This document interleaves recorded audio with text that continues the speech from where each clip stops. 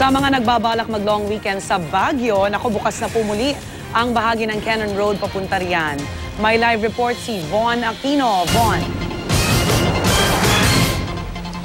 Yes, Rhea, sa kabila nga ng masungit na panahon ay binuksan na itong Cannon Road sa mga motorista kahapon.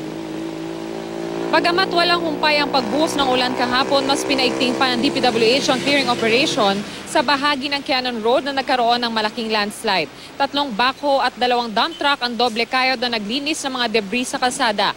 Nais din kasi ng DPWH na magamit na ng mga motorista ang Cannon Road, lalo pat long weekend simula ngayong araw.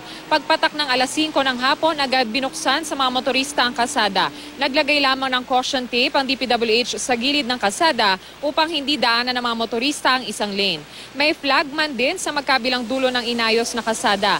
Ito ay upang mapanatili ang alternate one-lane traffic na ipinatupad ng DPWH. Hindi ko naman sinasabing 100% na safe. But I believe substantially we have already widened the road, we have removed the debris na I believe na it will be safe for our motorists to travel. If they will only follow our advisories, makita nyo along the way, may mga advisories kami. We even put caution tape on both sides of the road so that the motorists will just contain themselves doon sa lugar na yon. I think they will be safe in the traveling in this area.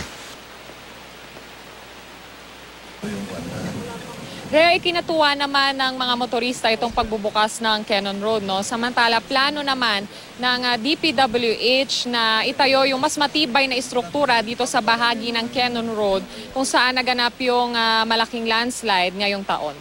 Rhea? Alright, maraming salamat, Von Aquino.